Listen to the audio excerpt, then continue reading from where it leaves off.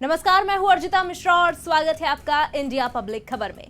खाने को लाले पड़े हैं और ख्वाब हैं कश्मीर के, लेकिन मजाल है कि फटे हाल पड़ोसी मुल्क पाकिस्तान अपनी हरकतों से कभी बाज आ जाए। गाहे बगाहे कोई ना कोई मौका लपक ही लेता है, कभी भारत को अपने दहशतगर्दों से परेशान करने का, तो कभी भारत के खिलाफ अनर्गल बतौलेबाजी करके और विदेश में विक्टिम कार्ड खेल के सनसनी बनाने का। इसी बीच पाकिस्तान ने एक और नापाक चाल चलते हुए एक बार फिर वही पुराना बेतुका कश्मीर राग अलापा है। यहां तक तो चलो एक बार को उसकी फितरत समझकर बात को नजरअंदाज किया जा सकता था, लेकिन इस बार पाकिस्तान की ओर से जिन नामों को लेकर उसने कश्मीर के लिए अपने इरादे जगजाहिर किए हैं, उससे देश की सियासत में बड़ा भूचाल ला दिया है। और खुद देश के गृह मंत्री अमित शाह ने भी इस मामले पर तगड़ा जवाब देते हुए मोर्चा खोल दिया है।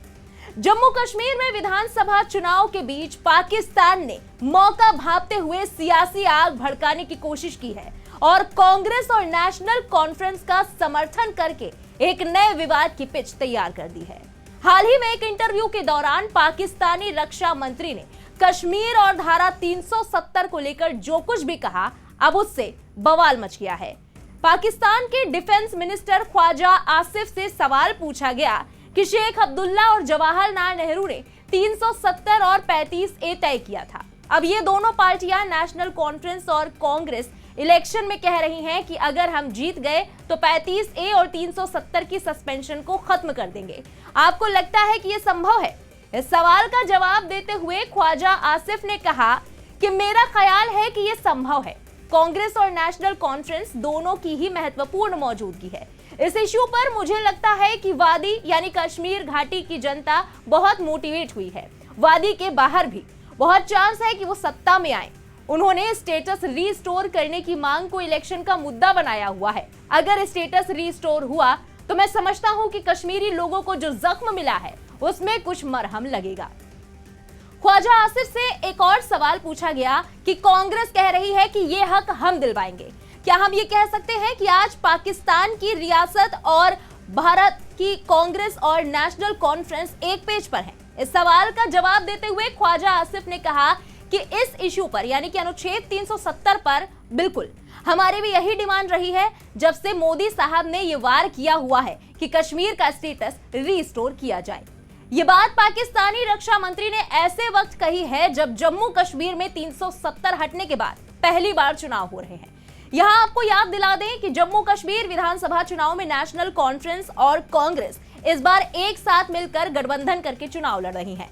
नेशनल कॉन्फ्रेंस ने सत्ता मिलने पर आर्टिकल 370 को बहाल करने की अपनी प्रतिबद्धता दोहराई है, जबकि कांग्रेस ने इस बारे में फिलहाल पूरी तरह चुप्पी साध रखी है और अपने घोषणा पत्र में भी इसका जिक्र तक नहीं किया है। हालांकि कांग्रेस ने जम्मू कश्मीर को पूर्ण राज्य का दर्जा बहाल करने के लिए अपनी प्रतिबद्धता का वादा जरूर किया है। वहीं नेशनल कॉन्फ्रेंस के अलावा महबूबा मुफ्ती की PDP के घोषणा पत्र में भी अनुच्छेद 370 की बहाली को प्रमुखता से शामिल किया गया है। उधर ख्वाजा आसिफ के इस बयान ने बीजेपी को कांग्रेस पर हमला करने के लिए एक नया हथियार दे दिया है। केंद्रीय गृह मंत्री अमित शाह ने एक्स पर पोस्ट करते हुए कांग्रेस पर जमकर पलटवार किया। उन्होंने लिखा, पाकिस्तान के रक्षा मंत्री का आर्टिकल 370 और 35A पर कांग्रेस और जम्मू कश्मीर नेशनल कॉन्फ्रेंस के समर्थन की बात ने एक बार फिर कांग्रेस को एक्सपोज कर दिया है। इस बयान ने पुनः यह स्पष्ट कर दिया कि कांग्रेस और पाकिस्तान के इरादे भी एक हैं और एजेंडा भी। पिछले कुछ वर्षों से राहुल गांधी देशवासियों की भावनाओं को आहत करते हुए हर एक भारत विरोधी ताकतों के साथ खड़े रहे हैं।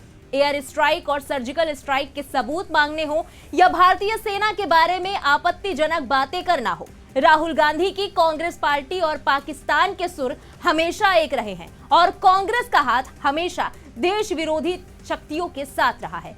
लेकिन कांग्रेस पार्टी और पाकिस्तान ये भूल जाते हैं कि केंद्र में मोदी सरकार है, इसलिए कश्मीर में ना तो आर्टिकल 370 वापस आने वाला है और ना ही आतंकवाद। वहीं बीजेपी नेता अमित मालवीय ने लिखा कि पाकिस्तान एक आतंकवादी देश कश्मीर पर कांग्रेस और नेशनल कॉन्फ्रेंस के रुख का समर्थन करता है। ऐसा कैसे है कि गुरपतवंत पन्नू से लेकर पाकिस्तान तक राहुल गांधी और उनकी कांग्रेस हमेशा उन लोगों के पक्ष में देखी जाती है जो भारत के हितों के विरोधी हैं। इसके अलावा बीजेपी प्रवक्ता शहजाद पूनावाला ने लिखा कि कांग्रेस का हाथ हमेशा पाकिस्तान के साथ। अब कांग्रेस पाकिस्तान की स्क्रिप्ट पर काम कर रही है। कांग्रेस पाकिस्तान का हस्तक्षेप भारत के मामलों में चाहती है। कांग्रेस ने बार बार पाकिस्तान के सुर में सुर मिलाया है। अब तो पाकिस्तान का एजेंडा ही लागू करना है इनको। इसलिए ये 370 के लागू किए जाने वाले नेशनल कॉन्फ्रेंस के बिंदु पर कुछ नहीं बोल रही। हालांकि तमाम वार पलटवार के बीच जम्मू कश्मीर के पूर्व सीएम और नेशनल कॉन्फ्रेंस के नेता उमर अब्दुल्ला ने अनुच्छेद 370 पर पाकिस्तानी रक्षा मंत्री के बयान को लेकर कड़ा जवाब दिया है।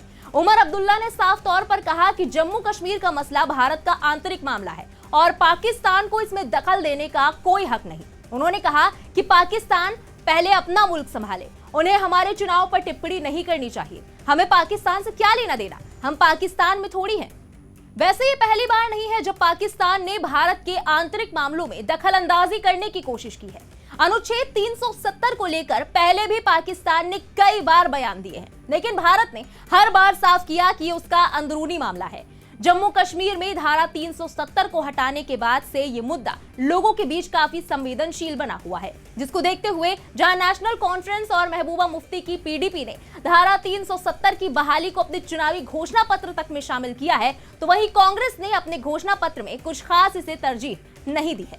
बहरहाल 2019 में जम्मू कश्मीर को विशेष दर्जा देने वाले अनुच्छेद 370 के निरस्त होने के बाद से ही बीजेपी लगातार कांग्रेस, पीडीपी और नेशनल कॉन्फ्रेंस के निशाने पर रही है और इस फैसले को असंवैधानिक ठहराया जाता रहा है। हालांकि बीते साल दिसंबर में सुप्रीम कोर्ट के 5 जजों की पीठ ने जम्मू कश्मीर के विशेष दर्जे को हटाने के फैसले को बरकरार रखते हुए प्रधानमंत्री नरेंद्र मोदी को इस फैसले का स्वागत किया था। हालांकि अब 370 को लेकर पाकिस्तान और भारत में छिड़ी बयानबाजी के बीच कश्मीर चुनावों का माहौल और भी गर्म हो चुका है। बीजेपी और कांग्रेस नेशनल कॉन्फ्रेंस के बीच राजनीतिक खींचतान के बीच पाकिस्तान के हस्तक्षेप से तनाव और भी बढ़ सकता है। बीजेपी इस बयान को चुनावी मुद्दा बना सकती है। ऐसे में ये मुद्दा चुनावों में एक अहम भूमिका निभा सकता है। फिलहाल इस पूरे मामले पर आपका क्या कहना है, कमेंट में लिखकर हमें अपनी राय जरूर बताएं। बने रहे इंडिया पब्लिक खबर के साथ। हमारे YouTube चैनल को सब्सक्राइब करें, बेल आइकन दबाना बिल्कुल ना भूलें।